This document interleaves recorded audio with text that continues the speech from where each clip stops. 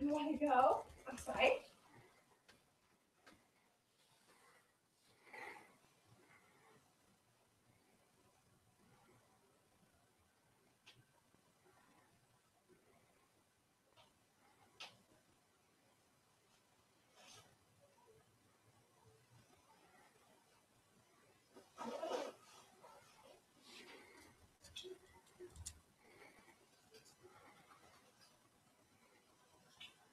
Okay.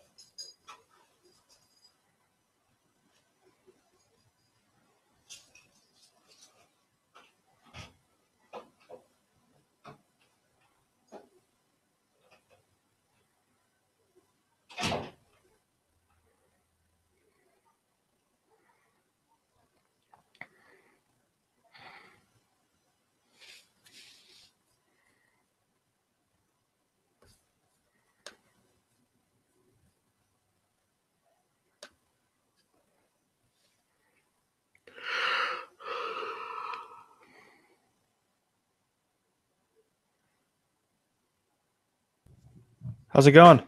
Hey, man, what's going on? Hear me? Yeah, I can hear you. All right, cool. So wide receivers today. Yep, wide receivers today. I think so. They started on 2 days ago with the quarterback. Yesterday was running back, and then trying to see who's on tomorrow. Well, just wondering, do you kind of want to talk about tight ends a little bit or no? Well, so I was just looking. Andrew and Kyle are gonna talk tight ends tomorrow. I think we can probably kind of like touch on it a tad, just in like the sense of, the wide receiving core was so bad that like really Jimmy Graham was kind of supposed to be, like like a wide receiver situation. He never really got that either. Got in that role too. So, pretty much all of the pass catching options were non-existent. I don't want to touch on it too much because I kind of feel bad for them getting tight end position, because I feel like that's kind of the Yeah, we don't need to touch that. the shittiest one to do. Yeah, that to me that's probably the most boring one too. Right. That one's really boring, in fact. Especially when you've got a tight end position group that's made up of Robert Tonyan, Lance Kendricks, Marcedes Lewis as a majority of it, and then Jimmy Graham playing the most. And not to mention that some of them are probably going to be gone. Right. Probably most of them. Exactly. 3 of them could be gone. So yeah, realistically, Jimmy Graham would be the only guy left. Yeah. Well, we can talk about free agents this year. What overall you thought? I'm going to compare these Scantling and St. Brown, their rookie seasons, compared to great Packer receivers of the past, their rookie seasons, to get some optimism going. Okay. I like that. That's good. And then Antonio Brown thing. Yeah, Antonio Brown, like we can like touch on basically like Antonio Brown, any like other wide receivers, like free agent wide receivers that like are out there that you would like say, could come in and maybe make a difference. How much do you want to bring in, a free agent like that? Yeah. And obviously, like, I think one of the big things is Randall Cobb. Does he come back? Do they bring him back? No. Yeah. I mean, it sure looked like he kind of knew. Oh yeah, definitely. Oh, all right. You want to jump into it? Yep. Cool. Oh gosh. Okay. Let me set the timer real quick.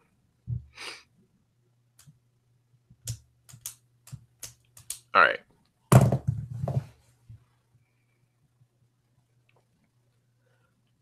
Welcome in, everybody, to another edition of the Pack a Day podcast. Thank you so much for joining us today. Dan Kotnick and Chris Schimmel, we are your hosts today.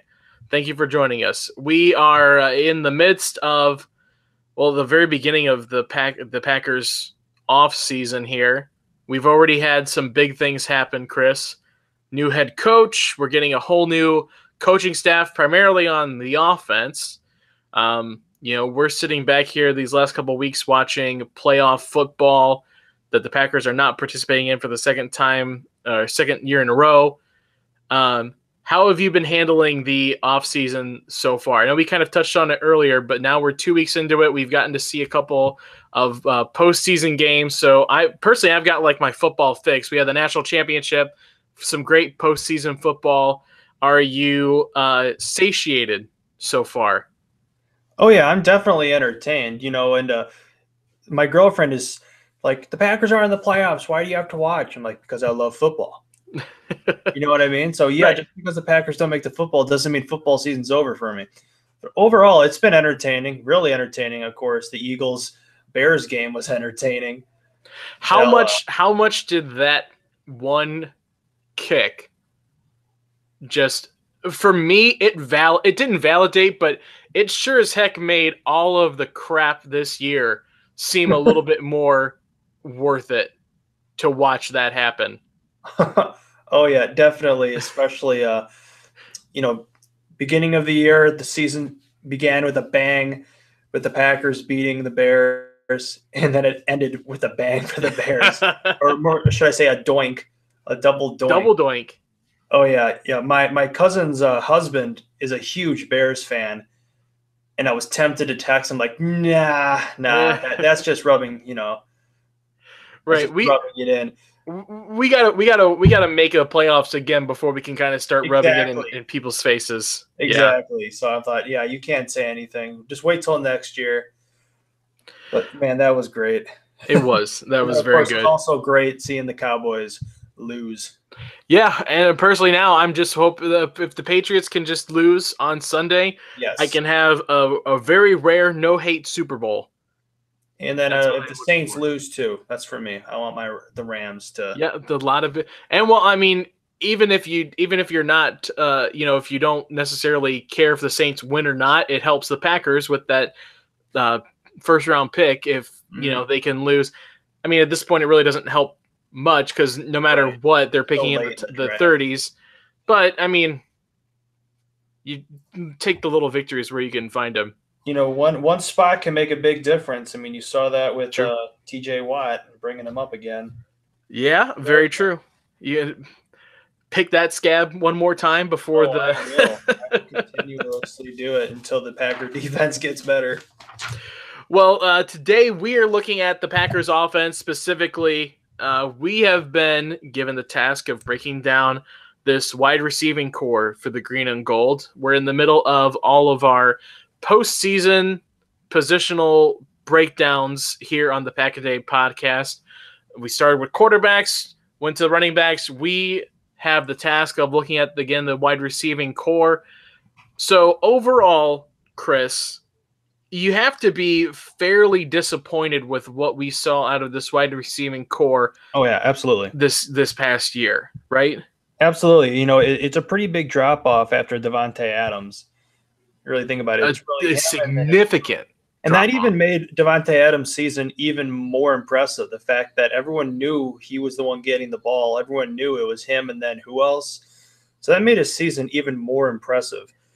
But yeah, they have a lot of work to do, especially with Randall Cobb probably not coming back, and then Geronimo Allison too. Yeah, I mean, that both of those, Randall Cobb, obviously kind of the more worthwhile of those to lose, but still at the same time, Geronimo Allison has been a somewhat significant player in this passing game for the last 2 to 3 years. And you mentioned Davante Adams in his season and compared it. I never experienced it myself because it was before my time, thank God. I thank the lucky stars that I didn't have to suffer through some of these eras like my dad and family had to, but it felt like a James Lofton kind of of season for Davante Adams, where he goes out, has a Pro Bowl year, sets a lot of records, and the rest of the team is kind of garbage around him, which is unfortunate to see a talent like that kind of get wasted. Oh, yeah, definitely. And that's why these rookie receivers are really going to have to grow up quickly, not go through a sophomore slump, because, I mean, their season is depending upon this. Now, to be fair, we came out kind of strong here against this wide receiving core. They deserve what's being thrown at them. They did not play up to standard. But again, throughout the whole season, there's been a lot of back and forth between where does the fault lie in that passing game, because there's a lot of talk. You know, people are going to break down this film and this film and this film and this play and this play. And did the receivers run the right route? Are they running how Aaron Rodgers wants to run the play?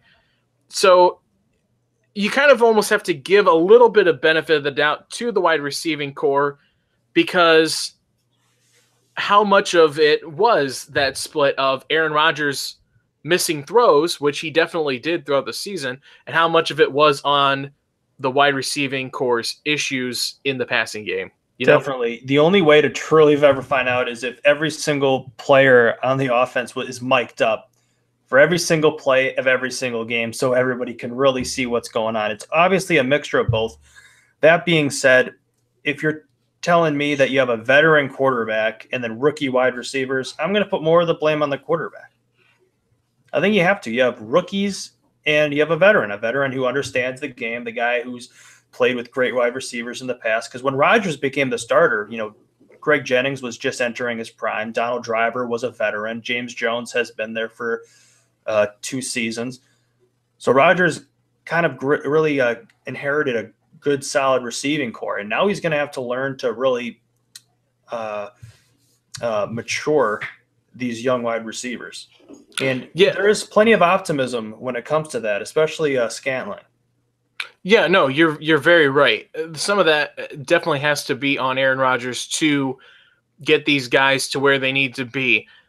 One other thing with that, though, too, is the kind of the subtle behind-the-scenes issues with the wide receiving coach, David Ryan. He's moved on to the Arizona Cardinals. But there was kind of that talk behind the scenes of the friction between Aaron Rodgers and the wide receiving coach. He's kind of giving his wide receivers, these young guys, different ideas about how they should be running the offense. It differs from what Aaron wants them to do, especially in those long distance scramble kind of plays. Yeah, backyard football. Right. And so now there's no excuse going into this upcoming season, because like you said it's all on Aaron Rodgers now. He doesn't have Mike McCarthy to blame. He doesn't have a wide receiving coach that he maybe didn't get along with to blame. It's his team now, because Matt LaFleur is a rookie head coach. He's not going to be coming in just, straight fire. At least I wouldn't assume so. So really a lot of this is on Aaron Rodgers now to develop these young guys, kind of like you said. You need to mold them how you see fit, at least for the next couple of years. Oh, yeah, definitely. And, if you take a look at the rookie receivers, Valdes-Scantling and St. Brown, I won't even talk about Moore. That guy had only 2 catches for 15 yards. But if you take a look at Scantling and St. Brown's rookie seasons, I just compared them to the rookie seasons of some of the other greats. You look at James Jones, Jordy Nelson, Greg Jennings, Donald Driver, Randall Cobb, and then Davante Adams. If you take a look, Scantling, 38 receptions. Only Greg Jennings and James Jones had more in their rookie years. He had 581 receiving yards. Once again, only Jennings and James Jones had more receiving yards than him. And none of those receivers averaged more yards per catch than Scantling in his rookie year. So that there is some pretty good optimism for Scantling to continue to develop. I mean, he had 581 yards. That's more than what Jordy Nelson had in any of his first 3 years in the league. And then St. Brown, 21 receptions, 328 yards. He didn't have any touchdowns, but he averaged a whopping 15.6 yards per catch. That's more than any of the other great receivers had in their rookie year. So there is some good optimism going into this year. However, with Randall Cobb most likely not coming back, it's the leadership quality, that while Cobb might not be the same player, he could still help out those receivers get on same page with Rodgers, especially during the scrambling drills. Yeah, I would agree. I think out of anything, what Randall Cobb brings is that veteran presence in there. And, I think he almost kind of acts as a mediator between this wide receiving group and Aaron Rodgers. Obviously, those two are extraordinarily close.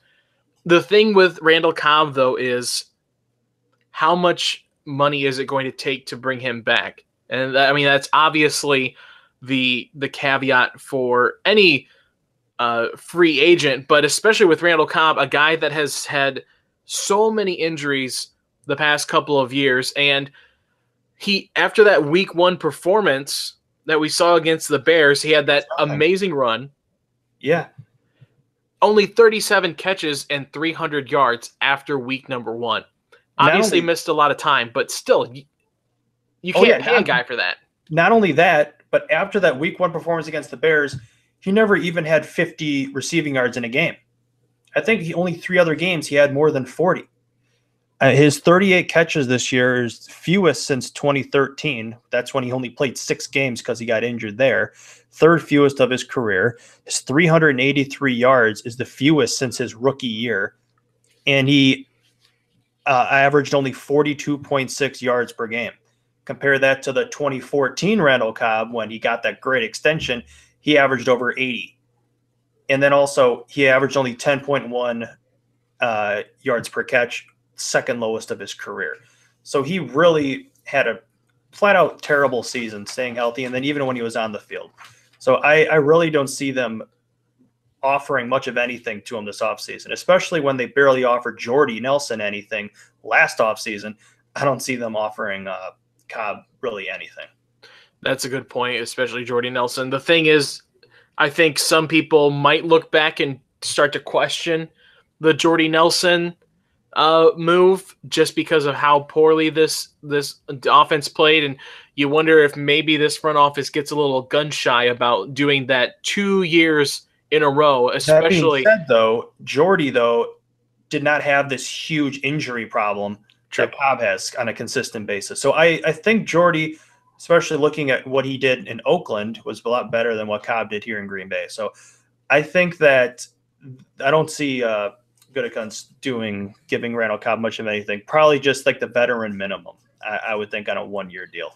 Well, Spot Track has him at a market value of $7 million a year. No way. There's no way. No way for $7 million. I could see this being a $5 million deal. I can't even see that. I think you could. I mean, I was looking through the salaries for that wide receiving core. You really don't have any money spent toward that position.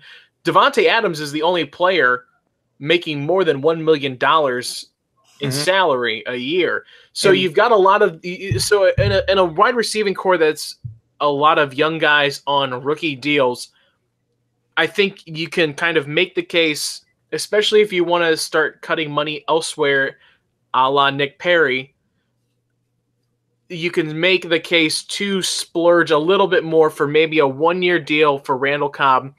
This is our last, hurrah. We're going to bring you in for this position. Obviously, it's going to take a lot to sell him on this deal because there's going to be a team that'll pay for him. I think. I think that there's 31 other teams looking for wide receiving help. And to get a name like Randall Cobb, somebody will overpay for him, or at least give him more than what I think the Packers would be willing to dish out.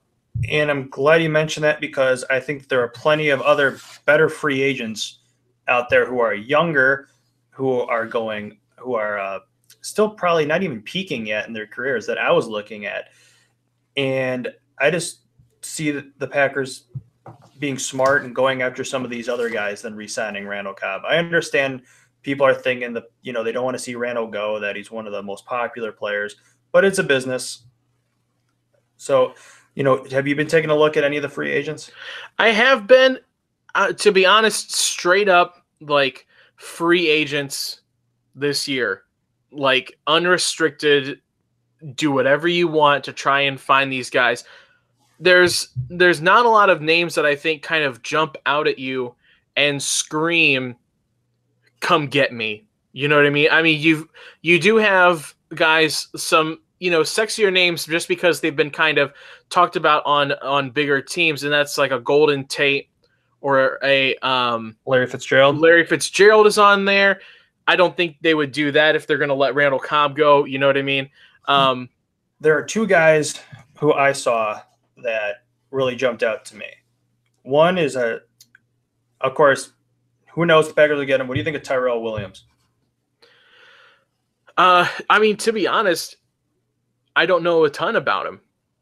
I'll be completely honest, and I think that goes back to kind of what I was saying. There's not a lot of sexy name. I want my wide receivers to be sexy. Right, but think of it, he's only 26 years old. He's had 17 touchdowns over the last 3 years and hasn't missed a game. Last year, he had 41 catches for 653 yards and 5 touchdowns. I'll take a guy like that over Randall Cobb any day right now. I mean, I would too if I make that small little note. If it was like a Madden game, yes. Again, how much value can you put on the leadership that Randall Cobb would bring for one more year? I think that's really the big key for any free agent, because I think you're right. You can find a lot of guys that are younger than Randall Cobb, have a lot less injury history, and can give you more production for around the same amount, probably less. The big key is, how much do you value what he brings in a leadership position for next year? I understand that, but at the same time, Cobb was hurt, but he was still around in the locker room last year, and the Packers receiving corps still sucked, even with him on the sidelines. And then another guy that I was looking at, I think Dante Moncrief from Jacksonville. We just got their offensive coordinator, only 25 years old, 6'2", 216. He had 48 catches, 668 yards, and 3 touchdowns. I'm looking at those guys right there, and if you're saying bring back Randall Cobb for $5 million, I'd rather pay 5 or up to 7 for those guys instead of bringing back Randall Cobb. Fair enough. That's totally fair. Again, obviously, all speculation because there's 31 other teams that are trying to sign these free agents as well. but wishful thinking, right? But I mean, these are the kind of decisions that Brian Gutekunst is obviously making right now, looking at the free agent list and where can I find value? That's where the success of any NFL team is, to find value in the margins, find value in the places that other people aren't seeing the value. It's what the Patriots do. It's what every successful team does. And then I'm just worried that if they don't jump on these guys, they're going to be gone, and then people are going to say, okay, no other wide receivers left. Packers need somebody, and then they're going to end up having to re-sign Randall because everybody else has been taken. So I'm just worried about that. And then you mentioned Golden Tate and Larry Fitzgerald. When I think of Golden Tate, I will always think of the Fail Mary game. I just cannot picture him in a Packer uniform. No, I could never see Golden Tate, and also he's a year older than Randall Cobb. Exactly. Granted, he can offer a little bit more production than Randall Cobb, but the people here in Detroit did not care for him that much. I think he's been a bit of a headache wherever he goes. And again, Packers fans, I think, have that taste still in their mouth at least a little bit with Golden Tate. I go back to even college. I didn't care for him much in college either, but that's a different story with Golden Tate. Free agents though are one thing. There's talk though of some super sexy names. I'm talking like Playboy of the Year sexy names in possible wide receiving trades. Obviously, the one that everybody's talking about, Chris, is Antonio Brown out of Pittsburgh. Now, you want to go hypothetical. This is super hypothetical. Oh, yeah. That's a splash. I mean, how much, though, is he worth? Because people are saying the same thing that they said about Le'Veon Bell as they're starting to say about Antonio Brown, that he's a bit of a head case. Mm-hmm. He's a bit of a cancer in the locker room, a bit of a diva. But yeah, I feel bad. Boy, does the guy ball, man. Oh, yeah. I just feel bad for that locker room. I mean, everyone was saying that they had the best trio of quarterback, wide receiver, and running back, and now it's all coming undone. But this Bet DSI, I don't know how they do their calculations, but they have Green Bay at 11th for the best odds at getting Brown. I don't know how you calculate that or how accurate they are. That's just what I saw on Twitter today. But would you trade a first-round pick for Antonio Brown? I think I would give here's my thing. I'm open to people talking about trading that Saints pick in the first round. Saints pick, yeah, not the higher one. Right, yeah. So how much is that worth to the Steelers? Right. I think that they could probably find somebody. Heck, think about Arizona, who's got the number 1 overall pick right now. They've got Larry Fitzgerald, who's on the edge of retirement. They've got a rookie quarterback on a brand new deal and a new head coach. Think about a first round, the number 1 overall pick for Antonio Brown. Yeah. I think it's almost kind of like the Khalil Mack situation. There's a lot of other teams in there that can offer more. You'd have to give up both to get in, even if you wanted to sniff it. Oh yeah, and not only that, but probably not just this next year's draft, but probably give up a pick in the other draft too. You never know how teams can really play this out. So I know, we talked about in the past that, we need a nice splash in free agency, like how the Reggie White, Charles Woodson, but those were both on the defensive side. I don't see the Packers really making a big offensive splash in free agency. And plus those first 2 first-round picks, I really want to see them draft defense instead of trading them away to getting Antonio Brown. But getting Antonio Brown would be great to have a number 2 corner going up against Davante Adams. I'm gonna throw something at you here that I've been thinking about today as we've been trying to preparing for this. In the same kind of sense as Antonio Brown is, I think if you want to give this team the best success, I think if you could find another all-star wide receiver to pair with Davante Adams is huge. If you can't swing Antonio Brown, maybe you can get a guy in that same division from down southwest a little bit on the banks of the same river, the Ohio, in Cincinnati, in an AJ Green. AJ Green, 1 year left on his deal. He's due $10 million next year.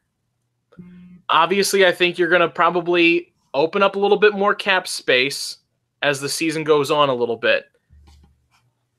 A team like Cincinnati, a new head coach, basically a brand new quarterback. I don't think Andy Dalton is long for that world anymore. A team that's probably getting close to a rebuild mode that wants to dump a guy on the last year of his deal that probably won't get re-signed. Would you make that trade? Would you try and swing that? And how much would you be willing to give up for him? I honestly would not do that.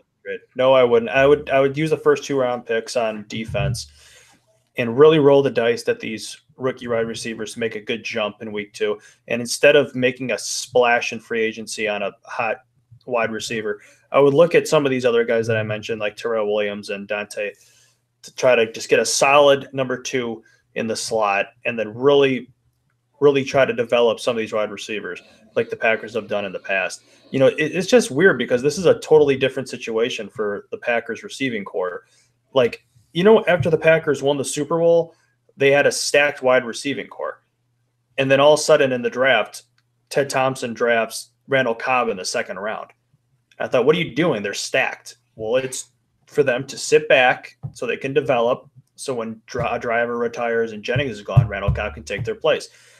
Instead, now they really don't have the veterans where they can just sit back and develop. They need to go out there and perform right away. So hopefully they can do that. I think that with that being said, Scantling, I think, has exceeded expectations. So I'd gamble on them really making a big jump into year 2. That's fair enough. I think honestly, anybody can make a case for pretty much however you kind of want to handle this wide receiving core moving forward. Outside of Devontae Adams, I think honestly anybody's up on the table at this point because it's a completely new offense coming into 2019, and I mean Devontae Adams was able to make it work, and basically Aaron Rodgers his way to an amazing season in an offense that really didn't work. So he's obviously there, but outside of that, everybody else, I think you can make a case for do whatever you want, whether that be find free agents somewhere, you make a big splash, or you stick with the guys that you have right now and build up from draft and develop. It's a very question mark filled future for this wide receiving core, I think. Yeah, definitely. You know, you don't want to have a receiver like Devontae Adams who has almost 1,400 yards and then the next has 581. You want it to be a little bit more balanced, spread the wealth around, you know, and hopefully that happens in this offseason. You can't have another one of these seasons where you have almost an 1,000-yard gap between number one and number two.